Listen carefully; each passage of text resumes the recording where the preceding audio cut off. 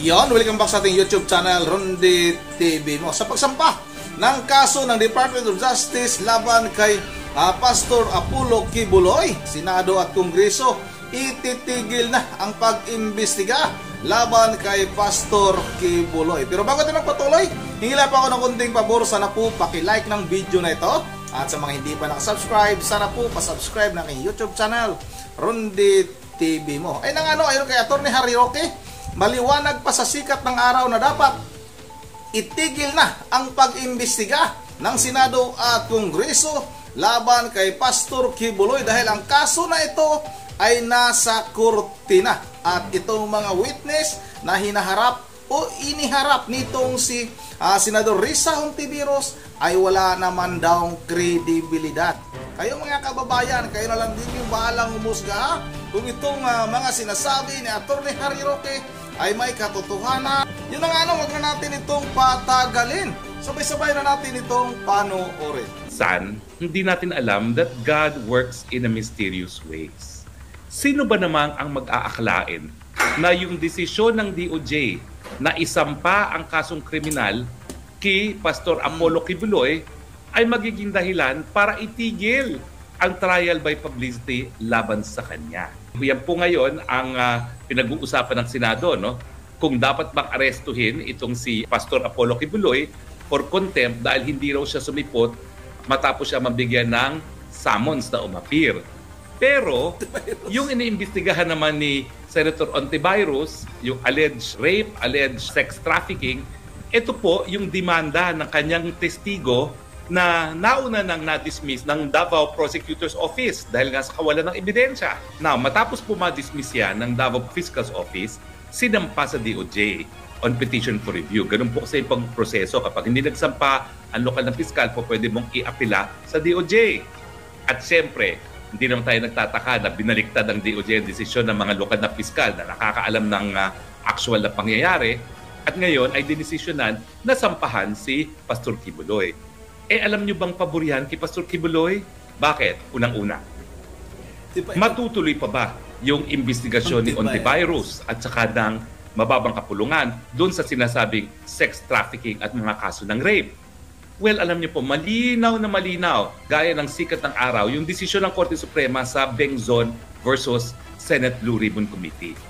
Ang sabi ng Korte Suprema doon, bagamat may kapangyarihan talaga ang Kongreso na mag-imbestiga in aid of legislation, isa sa limitasyon ay kapag ang bagay ay nakasampa na sa ombudsman, kapag ito ay kaso laban sa gobyerno, o di naman kaya sa piskalya, or di naman kaya ay naisampa na sa hukuman.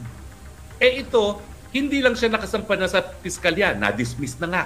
Kaya lang may petition for review. At ngayong binaliktad na, isasampa na sa kaso. So sapul sa kaso ni Bengzon na talagang sabi ng Korte Suprema, hindi ka na po pwedeng mag-imbestiga Kongreso pag meron ng kaso kasi nasa jurisdiction niya ng hukuman. At tanging hukuman lang naman talaga ang merong jurisdiction para magdesisyon kung isang tao ay nagkasala sa paglabag sa ating batas kriminal.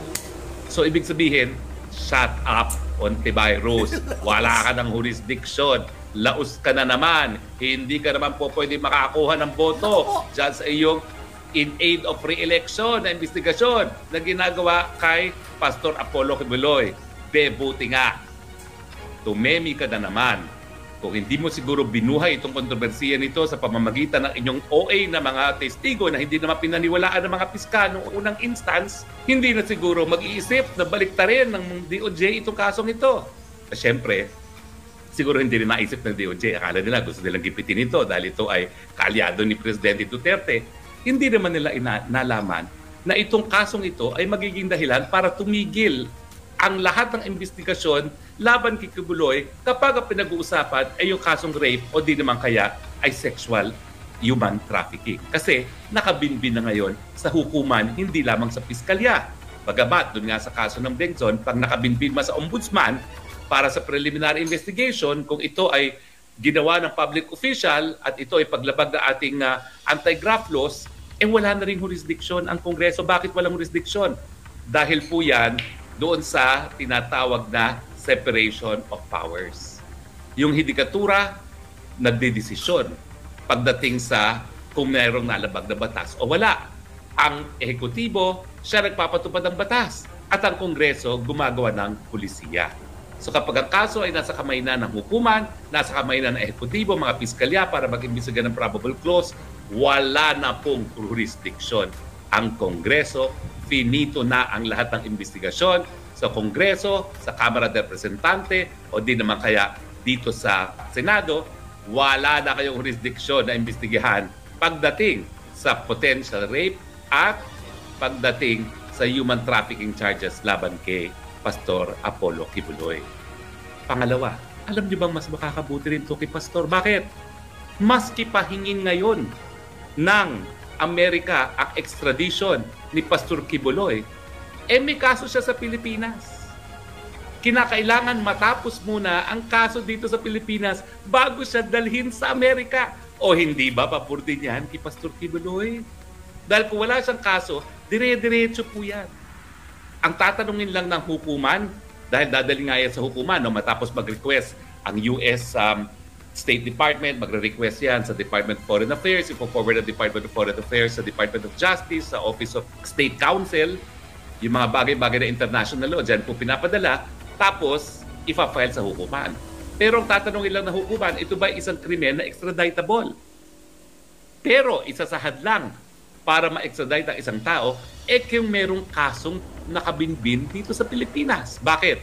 Pag nakabinbin ang kaso sa Pilipinas, ibig sabihin, nasa jurisdiction siya ng hukuman.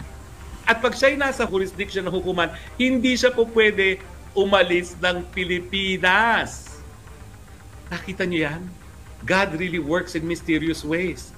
Dahil sa loob ng administrasyon ni PBBM, gusto nilang dikdikin si Kibuloy. Dahil binigyan niya ng boses ang dating Presidente Rodrigo Roa Duterte. Dahil siya'y kaalyado ni FPRRD. Pero hindi nila alam. Nung pagsampa nila ng kaso, nawala ng jurisdiction si Hontivirus, nawala ng jurisdiction ang Kamara de Representante, at ngayon, hindi na siya po pwedeng ma-extradite hanggang matapos ang kaso niya dito sa Pilipinas. Buti nga kayong lahat. Diba? Sa inyong kasakiman, sa inyong pang-aapi, binigyan nyo ngayon ng remedyo ang kakampi ni dating Presidente Rodrigo Roa Duterte. Maraming salamat po. Bagamat alam ko, hindi yan ang inyong intensyon. Kaya nga ako, ang advice ko sa inyo mga abogado ng gobyerno ni PBBM, mag-isip muna bago gumalaw. Kung gusto nyo talagang ipitin ang kaalyado ni FPRRD, isipin nyo muna ang ginagawa nyo. Dahil minsan yung mahakbang nyo, pabor pa ngayon sa nais nyong gipitin. Yun ang ayon kay Atty. Harry Roque ay parang ang pumapabor lahat kay Pastor Apollo Kibuloy itong ginawa ng pagsampa ng kaso ng Department of Justice laban kay Pastor Apollo Kibuloy. Paano kaya pag nalaman ito ni Risa Hontiveros? Alam na kaya ni Senador Risa Hontiveros na ganito ang kahinatnan? Nako po. Yun ang kayo na lang yung bahalang humusga kung sa tingin nyo ay talagang may katotohanan. Pero abogado ito magaling itong si Atty. Harry Roque. Hindi naman ito magsasalita kung talagang walang katotohanan itong kanyang mga sinasabi. Kaya itong si Risa Hontiveros, insiste, Hontiveros pala, pasensya na, parang naano ko tuloy yung tawag ni Atty. Harry Roque kay Senador Risa Hontiveros. Na talagang wala na itong karapatan na imbestigahan pa itong si Pastor Apollo Kibuloy dahil nga nasa husgado na itong kaso na sinasabi nila na manggagaasa at kung ano-ano pa man itong human trafficking. Yun ang hanggang dito lang muna at bago tayo magtatapos ay mag-shout out muna tayo. Shout out kay Ma'am Caroline Kawakami, kay Elisa Borbi, shout out idol. Kay City Solia Baguhan, kay Ma'am Joyce ng Japan, kay Ma'am Berge Religious ng Pulilan, Bulacan, kay Ginny Bibi Raiko, shoutout shoutout na rin kay Lini Dislit, at shoutout na rin kay Elizabeth Abay-Abay shoutout kay Elizabeth Abay-Abay. No to PI, buksan ang libro. Bakit? ang tigas ng inyong mga tungman. Yan ha, yan ang sabi ni Elizabeth Abay-Abay ha. Pinsan namin na pinapaaral ni Pastor Kibuloy, tinulungan niya buong,